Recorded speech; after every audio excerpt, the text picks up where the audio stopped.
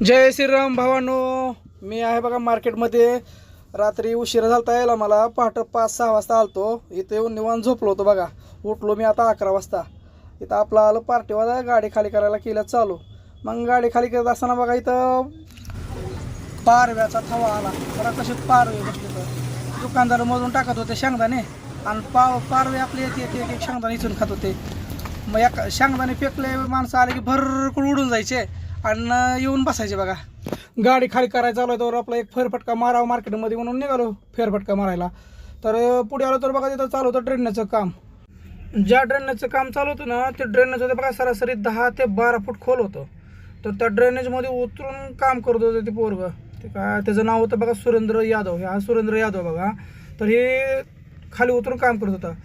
तर भावानू फेरफटका मारून निघालो मी गाडीकडे. बघतो गाडीची काय पोझिशन आहे झाली का नाही खाली ते.